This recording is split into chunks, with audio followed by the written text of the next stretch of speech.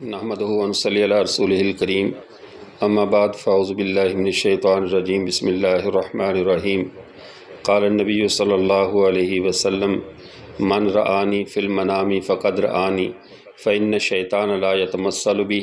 ومن کذب علی متعمدا فلیتبوأ مقعدہ من النار او کما قال علیہ الصلاۃ والسلام۔ معزز سامعین، آپ صلی اللہ علیہ وسلم نے ارشاد فرمایا، جس شخص نے خواب میں مجھے دیکھا یقیناً اس نے مجھے ہی دیکھا، چونکہ شیطان میری شکل اختیار کر کے نہیں آ سکتا۔ اور ساتھ ہی آپ صلی اللہ علیہ وسلم نے ارشاد فرمایا، من کذب علی متعمدا فلیتبوأ مقعدہ من النار، جو شخص جان بوجھ کر مجھ پر جھوٹ بولے وہ اپنا ٹھکانہ دوزخ میں بنا لے۔ اس وقت اس حدیث مبارکہ کو بیان کرنے کی اس لیے ضرورت پیش آئی کہ اس مسئلے کے حوالے سے وضاحت کی جائے کہ ہمارے ملک عزیز کی سیاست ایک ایسے موڑ پر پہنچ چکی ہے جہاں پر شرافت، انسانیت اور مذہبی اصول و ضوابط بہت پیچھے رہ گئے ہیں۔ انسان اپنی مقابلہ بازی میں کسی کی حمایت اور مخالفت میں ان تمام شرعی حدود کو کراس کر رہے ہیں کہ جس کا اخلاقی تقاضا تھا کہ ان حدود کو پامال نہ کیا جاتا۔ ہمارے ملک عزیز کے گزشتہ پرائم منسٹر وزیر اعظم عمران خان صاحب کے بارے میں بالخصوص ایک دو طرفہ سی تحریک اس نقطے پہ پہنچ چکی ہے کہ کچھ لوگ ان کے بارے میں خواب میں نبی کریم صلی اللہ علیہ وسلم کی بشارتیں سنا رہے ہیں، اور کچھ لوگ نبی کریم صلی اللہ علیہ وسلم کی زبان سے یہ لوگوں کو بتلا رہے ہیں کہ آپ صلی اللہ علیہ وسلم نے خواب میں بتلایا کہ یہ ایک فتنہ ہے۔ اب قطع نظر اس بات سے کہ عمران خان فتنہ ہے یا رحمت ہے، یہ ہمارا موضوع نہیں، لیکن جو اصل مسئلہ پیش آیا جس کی وجہ سے آج یہ گفتگو کرنا ضروری محسوس ہوئی، جب دونوں جانب سے جھوٹے خواب یا سچے خواب جس طرح بھی ہے بیان کیے جا رہے ہیں، اور دونوں میں جس شخصیت کی طرف خوابوں کو منسوب کیا جا رہا ہے وہ ہمارے آقا و مولا حضرت محمد مصطفیٰ صلی اللہ علیہ وسلم ہے، جس کا اس عوام الناس میں ان باتوں کے بیان کرنے کا جو نقصان ہو رہا ہے، وہ جو متضاد خواب جب سامنے آتے ہیں تو لوگ خواب سنانے والے کی حیثیت کو نہیں پرکھتے، بلکہ ذہنوں میں لا محالہ یہ بات جاتی ہے کہ معاذ اللہ ثم معاذ اللہ آپ صلی اللہ علیہ وسلم نے متضاد حکم ارشاد فرمائے ہیں، متضاد باتیں فرمائی ہیں۔ اور جب کسی مسلمان کے دل میں یہ بات آ جائے کہ میرے نبی صلی اللہ علیہ وسلم نے دو الگ الگ باتیں کہی ہیں، یعنی ایک خواب میں جو کہ انڈیا کے عالم عامر کلیم صدیقی صاحب کو غالباً آیا، اس میں خان صاحب کے فضائل بیان کیے جا رہے ہیں۔ عرفے کی جو رات ہے مینا میں گئے تو اس روز خواب دیکھا۔ ادھر 3-4 سال سے ایسا ہو رہا ہے کہ عرفے کی رات میں مجھے کوئی نہ کوئی ایسا خواب ضرور دکھائی دے رہا ہے جو میری زندگی کے لیے بڑا اہم، مطلب میری زندگی کے لیے۔ تو میں اب 2-3 سال، پچھلے سال ایک خواب دیکھا تو اگلے سال انتظار کر رہا تھا آج عرفے کی رات ہے، تو اب پھر اس رات بھی میں سوچ رہا تھا کوئی رات میرے ذہن میں یاد بالکل نہیں تھا کہ وہ اس وقت ہم یہ کہا کرتے تھے پرائم منسٹر بن جائے کچھ ہو جائے، لیکن وہ رات کو خواب دیکھا اللہ کے نبی صلی اللہ علیہ وسلم تشریف فرمائے اور فرما رہے ہیں کہ خوش ہو، اب تو خوش ہو، ذرا اشتباہ ہو رہا ہے چونکہ نبی کرم کا فرمان ہے خوش ہو یا تو اب تو خوش ہو۔ لیکن یا نبی اللہ کس بات پر خوش؟ کہ تم دعا کیا کرتے تھے نا کہ عمران خان وزیر اعظم بن جائے پاکستان کا، تو بن گیا۔ میری آنکھ کھل گئی، مجھے عجیب سی کیفیت رہی پورے دن، اور وہ پرانے جو 2-3 دن سے خواب میں دکھائی دے رہے تھے تو یہ اور گزشتہ دنوں پاکستان کے کسی خانقاہ کے ایک بزرگ یہ بتا رہے ہیں کہ جب عمران خان روضہ رسول پر آئے تو آپ صلی اللہ علیہ وسلم نے چہرہ پھیر لیا اور فرمایا کہ یہ ایک فتنہ ہے۔ لوگ بہت سے کہتے ہیں کہ عمران خان کے ساتھ روحانی طاقت ہے، میں آپ کو ذمہ داری کے ساتھ کہتا ہوں، اللہ کی کتاب کو گواہ بنا کے کہتا ہوں، میرے ساتھ مدینہ پاک سے بھی فون پہ بات ہو رہی ہے، مکہ سے بھی بہت بزرگ 100 سال کے لوگ میرے ساتھ بات کر رہے ہیں، اور اللہ کے گھر میں بیٹھے ہوئے اور رسول اللہ صلی اللہ علیہ وسلم کے روزے پہ بیٹھے ہوئے وہ اللہ کی عزت کی قسم اٹھا کے مجھے فون پہ کہہ رہے ہیں۔ جب میں ادھر آ رہا تھا وہ کہہ رہے ہیں حضرت آپ جائیں، آپ کے ساتھ ہماری دعائیں ہیں۔ اور ایک بزرگ تو انہوں نے مجھے یہ کہا کہ میں رات مدینہ پاک کے اندر سویا ہوا تھا اور نبی پاک صلی اللہ علیہ وسلم مجھے خواب کے اندر آئے۔ وہ بزرگ بیان کرتے ہیں، میں نے خواب نہیں دیکھا، وہ کہہ رہے ہیں کہ نبی پاک صلی اللہ علیہ وسلم ارشاد فرما رہے ہیں پاکستان کے اوپر سب سے بڑا فتنہ عمران ہے، اور عمران خان جتنی دفعہ بھی میرے روزے پہ آیا میں نے اپنا رخ اس سے موڑ لیا۔ ہمیں کوئی عامی آدمی کے ذہن میں لا محالہ ایک غلط بات یہ بیٹھتی ہے کہ آپ صلی اللہ علیہ وسلم دو متضاد باتیں کر رہے ہیں، اور جس امتی کے دماغ میں یہ بات آ جائے اس کا ایمان کیسے سلامت رہے گا۔ اس لیے میری درخواست ان لوگوں سے ہے جو مذہب کے نام پہ جو سیاست کے ساتھ مذہب کا ٹچ دیتے ہیں، پھر مذہب کو اس کی حدود کو نہیں جانتے، اب وہ اپنی سیاست چمکانے کے لیے کائنات کی اتفاقی ہستی مسلمانوں کی سب کا جس ہستی پہ اتفاق ہے اس ہستی کو متنازع بنا رہے ہیں۔ اگر بات ان کی سیاست تک رہتی تو یہ ہمارا موضوع نہیں تھا، لیکن چونکہ اب بات رسول اللہ صلی اللہ علیہ وسلم کی عزت اور ناموس کی ہے تو ہمارا فرض بنتا ہے کہ ہم مسلمانوں کو اس معاملے میں آگاہ کریں کہ خدا کے لیے اول تو ایسے خواب بنائیں نہیں کہ ایسے خواب لوگوں کو نہ سنائیں جس سے آپ صلی اللہ علیہ وسلم کی ذات امت مسلمہ میں متنازع بنے۔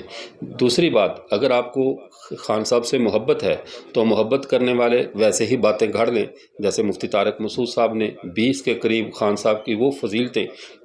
خود اپنی طبع ذات بنا کر قوم کو سنائیں کہ خان صاحب کو شاید خود بھی پتہ نہ ہو کہ میرے اندر یہ صفات موجود ہیں،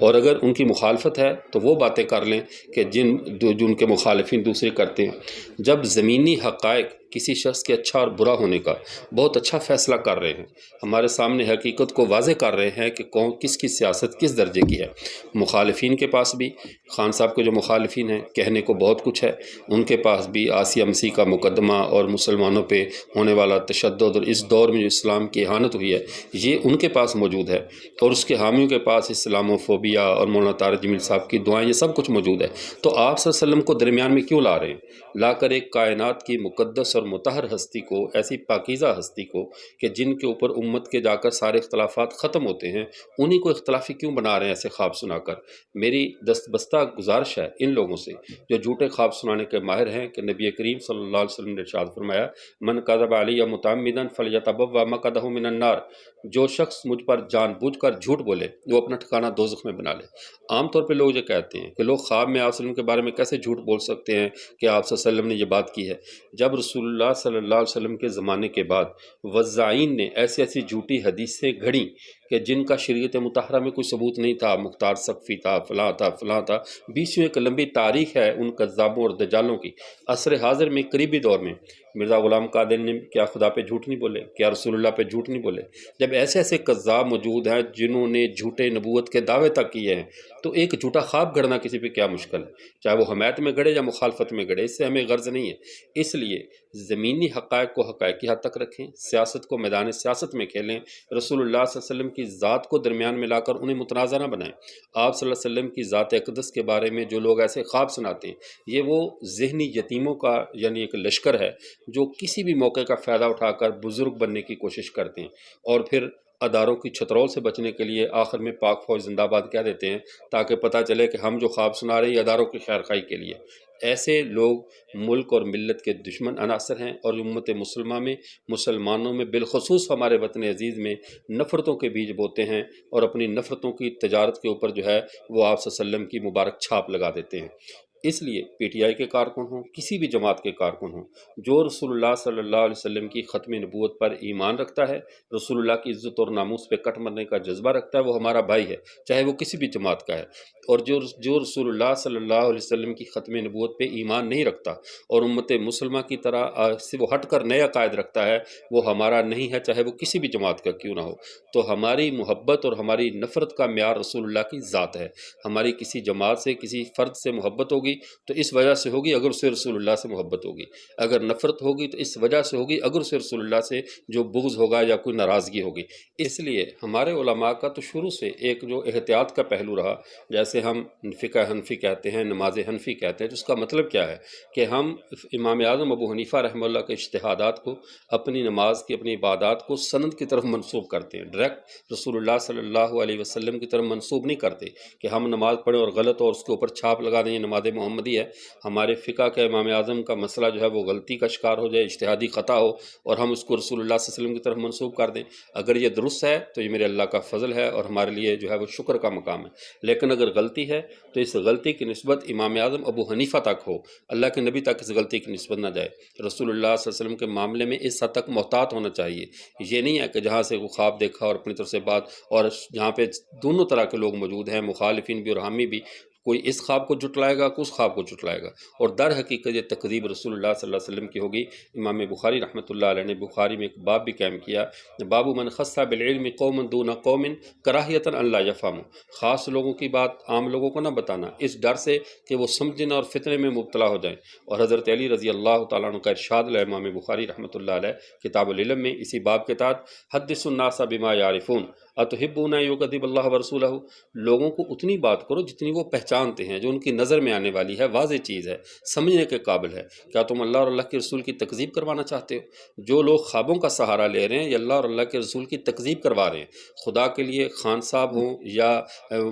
حضرت قائد جمعیت مولانا فضل الرحمان صاحب ہوں یا جو نواز شریف ہو، کوئی بھی ہو، کسی کی شخصیت کو بڑا اور چھوٹا کرنے کے لیے خوابوں کا سہارا نہ لیں، زمینی حقائق کا سہارا لیں۔ زمینی حقائق میں سب کی سیاست یہ کوئی یعنی کسی 12ویں امام کی طرح کوئی چھپی ہوئی چیز نہیں ہے، کوئی غار کی چیز نہیں ہے کہ ہمیں سمجھ میں نہ آئے، ہر چیز ہمارے سامنے ہے۔ اپنی آنکھوں سے، اپنے دماغ اور ضمیر سے جو ہے وہ آنکھوں سے دیکھیں اور اپنے دماغ سے فیصلہ کریں۔ خوابوں کے سہارے چلنا اور خوابوں کی بنیاد پر کسی کے اچھا اور برا ہونے کا فیصلہ کرنا اور رسول اللہ صلی اللہ علیہ وسلم کی ذات کو متنازع بنانا، یہ انتہائی گھٹیا حرکت ہے، چاہے وہ کسی بھی مسلم پر بیٹھا کوئی آدمی کرے، وہ دانستہ یا نادانستہ وہ اپنے پیارے پیغمبر صلی اللہ علیہ وسلم کی ذات کو سیاسی کارکنوں کے نزدیک متنازع بنا رہا ہے۔ اللہ تمام مسلمانوں کو عقل نصیب فرمائے اور خوابوں سے نکل کر وہ زمینی حقائق کا سامنا کریں۔ وآخر دعوانا الحمدللہ رب العالمین۔